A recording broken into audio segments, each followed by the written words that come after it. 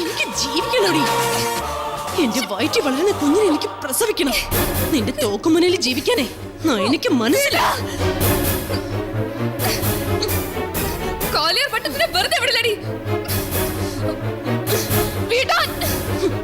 നയന വണ്ടിയാണെന്നാണോ നീ കരുതിയത്?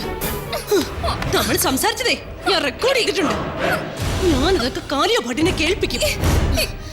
കാലിക്ക് വേണ്ടി വന്ന നീ അയാളെ ചതിച്ചിട്ട് ഡ്രഗ്സ് അടിച്ച് മാറ്റി മുങ്ങിയെന്ന് കാലിയ ഭട്ടിനോട് ഞാൻ പറയൂടി. അത് കേൾക്കുമ്പോ അയാൾക്ക് മനസ്സിലാവും അയാൾ എന്നെ ഒന്നും ചെയ്യില്ല. എന്നെ വേട്ടയാടിയിട്ടേ നിന്റെയും പിന്നാലെ വരും കാലിയ ഭട്ട. നിന്നെ ഞാൻ വെറുതെ വിടില്ലടി. ഇതുവരെ നയനെ ആരെയും കൊല്ലില്ല. ഒരുപക്ഷെ ഞാൻ നിന്നെ കൊല്ലും എനിക്ക് ജീവിക്കാൻ വേണ്ടി. ഇന്നത്തോടെ നിന്റെ അവസാനമാടി. ഇനി നീ രക്ഷപ്പെടുന്ന എനിക്കൊന്ന് കാണണം.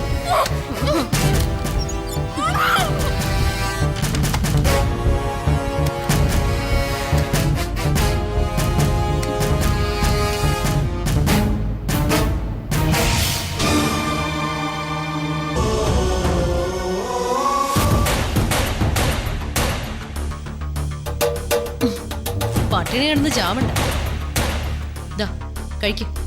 കഴിക്കടി. അറക്കം കൊണ്ടുവന്ന് മാടിന് കൊടുക്കുന്ന പോലെ ഭക്ഷണം എനിക്ക് വേണ്ടടി. നിന്റെ അവസാന തത്താഴം എനിക്ക് വേണ്ട. അപ്പൊ പിന്നെ എനിക്ക് പണി എളുപ്പം. ഞാൻ കൊല്ലാതെ തന്നെ നീ അങ്ങ് മരിച്ചോളുമല്ലോ. മരിക്കുന്നത് ഞാനോ അതോ നീയോ ആണെന്ന് വൈകാതെ എല്ലാരും അറിയും. നീ ഏത് നരകത്തെ കൊണ്ടുപോയി തളച്ചാലും എന്നെ അയച്ചവർ വരും, എന്നെ രക്ഷിക്കും. അത് നിന്റെ മോഹം മാത്രം. ഞാൻ നിന്നോട് പറഞ്ഞായിരുന്നല്ലോ നീ പറഞ്ഞത് അത്രയും ഞാൻ റെക്കോർഡ് ചെയ്തിട്ടുണ്ടെന്ന്. അത് മതിയടി നയനയ്ക്ക് കളിക്കാൻ. നിനക്കിപ്പോ ഭക്ഷണം തരാന്ന് വെച്ചതേ എന്റെ ഒരു മര്യാദ കൊണ്ട് മാത്രം. തൂക്കിക്കൊല്ലാൻ വിധിച്ച പ്രതിക്ക് പോലും ഭക്ഷണം വയർനിറയെ കഴിക്കാൻ കൊടുക്കണമെന്നാണല്ലോ. ആ സാമാന്യ തത്വം ഞാനും അങ്ങ് പാലിച്ചു. അല്ലാതെ നിന്നോടുള്ള സിമ്പതി മൂത്തിട്ടൊന്നും അല്ല. പക്ഷേ ഞാൻ തന്ന ഈ അന്നം നീ തുപ്പിക്കളഞ്ഞു. അതുകൊണ്ട് തന്നെ നിനക്കിനി ഒരു തുള്ളി വെള്ളം പോലും ഈ വീട്ടിൽ നിന്ന് കിട്ടില്ല. ഒരു തുള്ളി വെള്ളത്തിനോ ഒരു പിടി വറ്റിനോ വേണ്ടി നീ ഇവിടെ കിടന്ന് യാചിച്ച് കരഞ്ഞാലും ഞാൻ തരത്തില്ലടി. എന്താ നീ കേട്ടോ? എനിക്ക് ഉറപ്പുണ്ട് ഈ വാതിൽ തുറക്കപ്പെടും. ഞാൻ ഇതിന് രക്ഷപ്പെടുകയും ചെയ്യും. അങ്ങനെ എങ്ങനെ സംഭവിച്ച കാലിയാർപ്പെട്ട നിന്റെ ഏറ്റവും വലിയ ശത്രു. ഞാനായിരിക്കും നിന്റെ അന്തക. നീ ഓർത്തോ? എന്താ പറഞ്ഞെന്ന് നിനക്കറിയോ? അറിയോന്ന് പറയടി. എന്താ നീ പറഞ്ഞേ?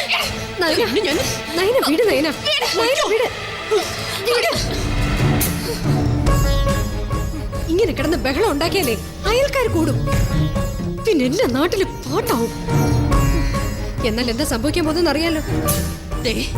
എന്റെ അനുവാദം ഇല്ലാതെ ഇവൾക്ക് ഒരു തുള്ളി വെള്ളം പോലും കൊടുത്തേക്കരുത്. സബീനെ, ഞാൻ അവളെ വെറുതെ വിടില്ല. എന്നെ എല്ലാ വിധത്തിൽ ഇല്ലായ്മ ചെയ്യാൻ നടക്കുന്നവളാ അവള്. ഇപ്പൊ നിന്നെ കൊണ്ട് ആവശ്യമുള്ളത് കൊണ്ടാ നിന്നെ ഇവിടെ സോപ്പിട്ട് നിർത്തിയിരിക്കുന്നത്. നാളെ അവളുടെ ആവശ്യം കഴിഞ്ഞാ നിന്നെ അവൾ കാൽക്കീലിട്ട് ചവിട്ടി അരയ്ക്കും. നീ എന്നെ ഒന്ന് തുറന്നു വിടുവോ? എന്നാ ഞാൻ അവളെ തീർത്തു തരാം. ജീവനെ തുമ്പിയെ ഞാനൊരു പോറല് പോലും ഏൽപ്പിക്കില്ല. എനിക്ക് അവളെ മാത്രം മതി. അവളുടെ ശല്യം തീർന്നാ നിനക്കും ജീവന് തുമ്പിക്കും കൂടി സുഖമായിട്ട് ജീവിക്കാം. ഇല്ല സന്ദ്ര, ഇക്കാര്യത്തിൽ എനിക്ക് നിന്നെ സഹായിക്കാൻ കഴിയില്ല. ഞാൻ ജീവനുമായിട്ടൊരു കുടുംബജീവിതത്തിന് വന്നതല്ല. പക്ഷേ എനിക്ക് നിന്നോട് ഒരു അഭ്യർത്ഥന മാത്രമാണ്. നിങ്ങൾ തമ്മിലുള്ള കുടുംബകയിലേക്ക് പാവം ജീവേട്ടനെ തുമ്പിയും വലിച്ചെടുക്കരുത്. അവരെ വെറുതെ വിടൂ പ്ലീസ്. എന്നെ തുറന്നു വിട്ടാ അവരെ രക്ഷിക്കാൻ എനിക്ക് കഴിയും. ചതി സബീനയ്ക്ക് അറിയില്ല. നയന നിന്നെ പൂട്ടിയിട്ടിരിക്കുന്നത് നിങ്ങൾ തമ്മിലുള്ള പ്രശ്നത്തിന്റെ പേരില. നിങ്ങളുടെ പ്രശ്നങ്ങൾ നിങ്ങൾ തന്നെ പറഞ്ഞു തീർക്കുക. എന്നെ വിട്ടേക്ക് സാന്ദ്ര.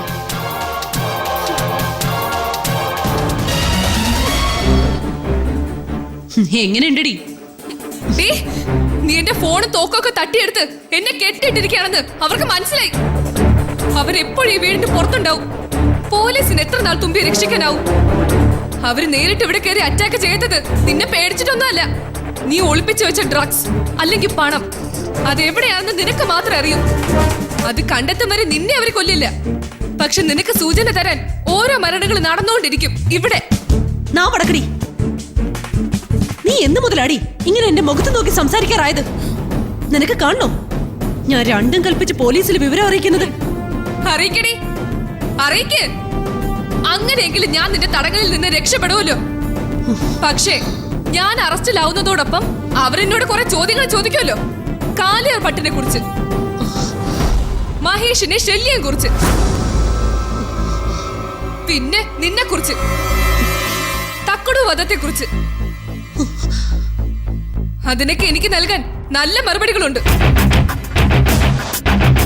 പിന്നൊരു കാര്യം, തക്കുടു കൊല്ലപ്പെട്ടത് എന്തിന് എങ്ങനെ എന്നുള്ളതിന് ഉത്തരം മാത്രം ഞാനിപ്പോ പറയില്ല. ഞാനത് പോലീസിനോട് പറയും. അതിലെ ഒന്നാം പ്രതി നീ മാത്രമായിരിക്കും. ഷെല്ലിയുടെ കയ്യിൽ കുട്ടിയുടെ ചിത്രം കൊടുത്ത് നീയും ഷെല്ലിയും തമ്മിലുള്ള അവിഹിത ബന്ധം പുറത്തറിയാതിരിക്കാൻ തക്കുടിനെ നീ കൊല്ലിച്ചു.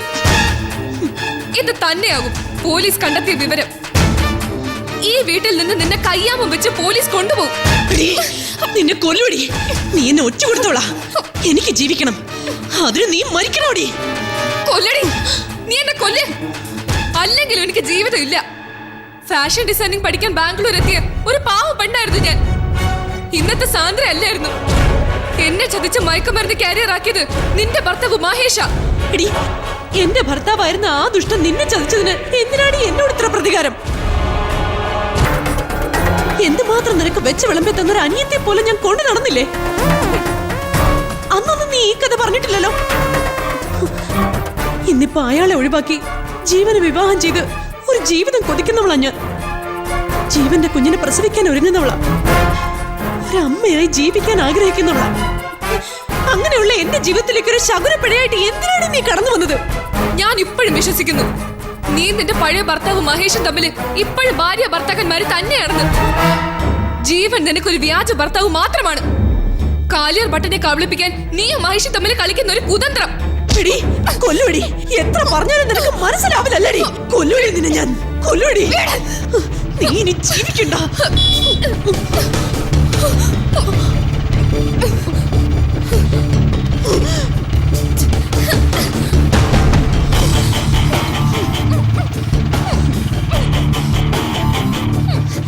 നീ ഇതിനകത്ത് അടങ്ങി ഒതുങ്ങിയിരുന്നോണം.